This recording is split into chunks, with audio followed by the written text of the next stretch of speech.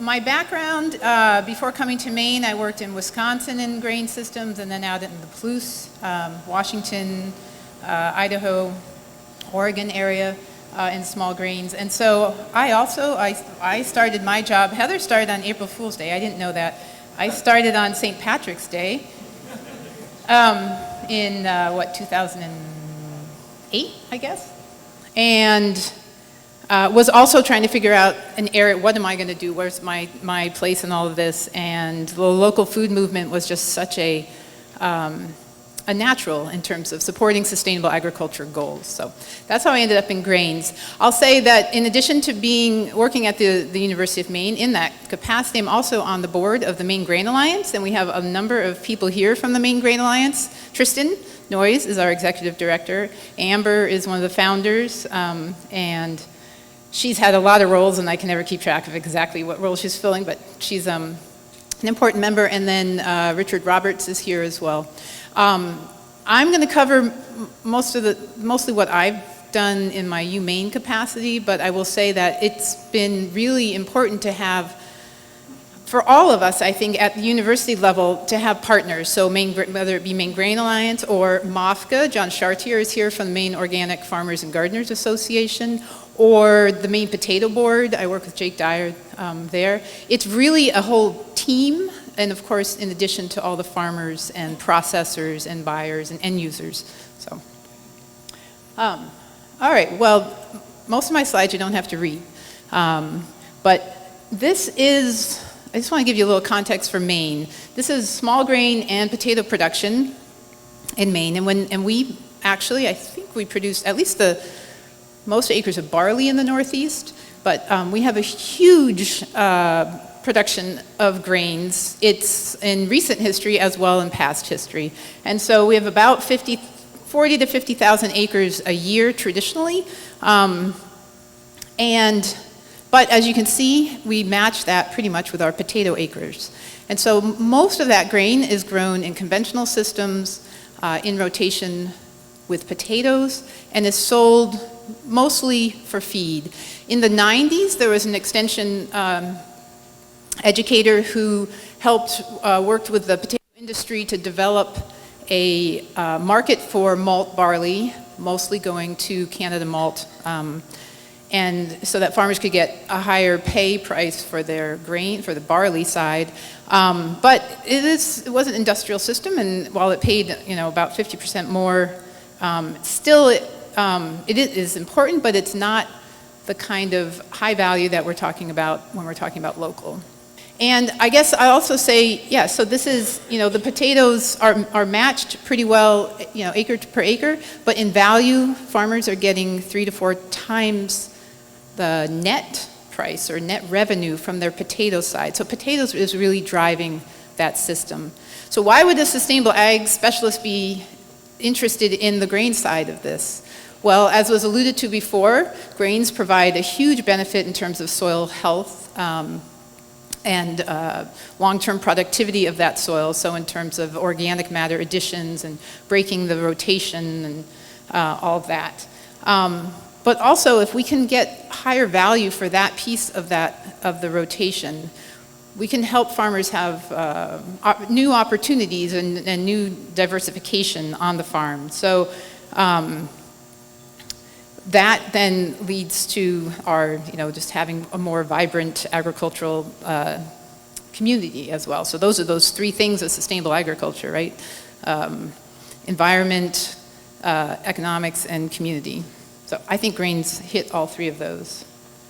Well, one of the areas that we started working on is we saw a opportunity within the organic grains, a demand for organic grain production. And so that's where we started, and you can see that actually we've had a big increase in the number of grains, or organic grain production in the state. But when you start with like 470 acres, we're not, it's not like out in the Midwest.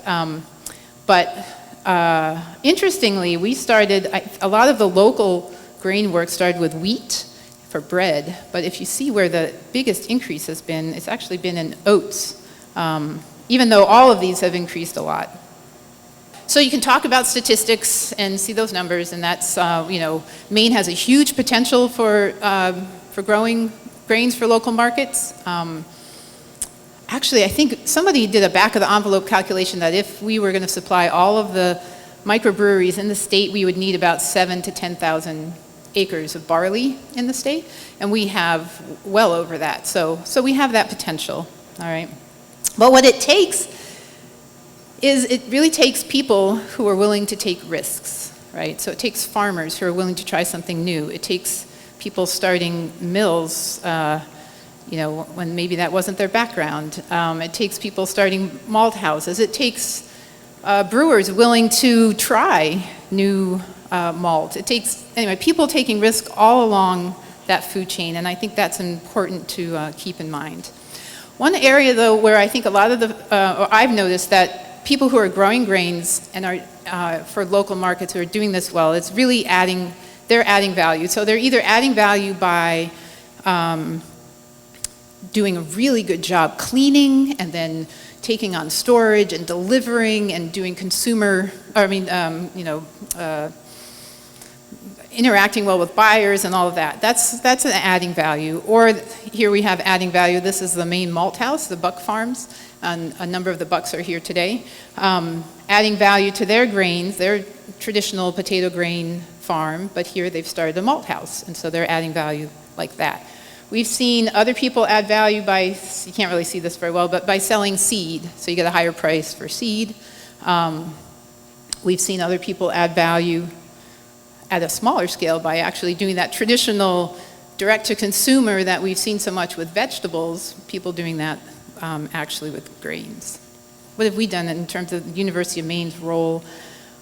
In 2008-9, Heather and Eric Gallant and I wrote a grant to ORI. I do have to say that a lot of the funding that has supported, whether it be organic or conventional, has come from that organic side where they're willing to take a risk on sort of some new kind of novel approaches to our food system. So anything you can do ever to, continue support for the Organic Ag Research and Extension Initiative in the USDA for funding work like this really goes a long way.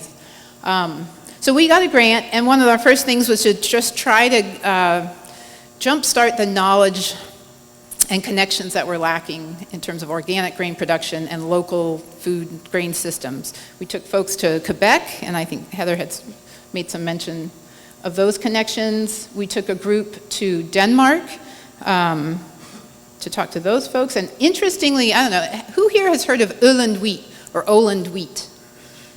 Yeah, okay, so this guy here, Per Grupa, is pretty much responsible for why we have that here in the Northeast. He was working with Klaus Myers at Noma in Copenhagen and using a heritage variety in their Nordic cuisine, and then Klaus came to open, and I could get some of this story wrong, so we all have collective knowledge in this, and somebody can correct me if they want, but to open a restaurant, eatery, I guess, in New York City, wanted to use the heritage grains that they knew from Denmark. Per and I had met in 2007, when we had spent time in Denmark, and so he's like, oh, well, I actually know an agronomist in the United States. We could send that there and have her test it. So we tested it, and increased seed and got it out, and now I kind of lost track of it, and I'm looking for about 1,000 pounds for a grower who would like to grow it again back in Maine. So if anybody knows a source, let me know, okay? Well, and so then we've continued to try to make connections. We connected with our Canadian neighbors and have created a Northeast U.S. and Eastern Canada Organic Grain Growers Network. We've done farm tours and have a listserv online. We also do an annual conference. Our conference is on Friday the 13th. Speaking of all these auspicious dates, Friday, March 13th, will be in Orono, Maine. We do field days at our research farm, farm tours, and then we produce a lot of research reports and videos and things, and so you can go on our website if you want to see the work that's, the resources that are there. The main research areas that we focused on really had to do with organic production, where we saw, well, and this is actually not even organic, but that for winter wheat, winter grains have a problem with low protein, so Heather and I did some work on top dressing to try to get protein levels up. Now I'm looking more at how to use green manure systems so farmers aren't as reliant on manure, chicken manure and stuff for their production. We've also had a big focus on weed management. My husband, Eric Gallant, is a weed ecologist and has done a lot of this work. How to help organic farmers control weeds in spring cereals. That is the #1 production problem for organic spring production. And it involves some of the things we had learned from Denmark, fiddling around with row spacing and densities and cultivation and blah, blah, blah. And then we thought we had to widen rows to cultivate, but then somebody came out with this camera-guided system, so you can actually cultivate in normal 7-inch row spacing with a camera guidance system that has a robotic side shift unit. And this is Eric talking with one of our organic growers in Maine, trialing on farm. We scaled, oh, this is another farm trying it out. We scaled up this last year to a bigger, more sort of farm durable cultivator that we have lent out. We've done the spring barley variety trials that have been really important, and I will just go quickly through this, except to say that this year the Bucks took some of those results and did a trial themselves on large replicated 10-acre blocks, and are testing that with malting, and then we'll be testing that with Allagash in terms of brewing. And so it's that kind of, I think some of our questions are, how do we get from our little plots, you know, that look like this, to then how do we get to a bigger plot like this, and then, you know, how do we get to a field like that in terms of varieties. I threw this one in because I thought it was pretty cute. This is how we harvest barley, and it was on the same day, and this is how they harvest barley. It took us like all day. In fact, they had to help us haul bags at the end of the day, and these guys were done pretty quick, but. So there is, I think, the last thing I want to leave you with is just this idea of scale, I guess. Something that I think I've run into, and Heather made a little bit of reference to this, is that we need enough growers, we need enough production, we need markets of a certain scale that are steady enough to make this whole thing work. So farmers need to know that they can sell what they produce, you know, and how much before they're actually going to invest in the on-farm storage and a cultivator like the one I showed you. That works great, but if you can't afford to, you know, buy it, we're not going to advance in that area.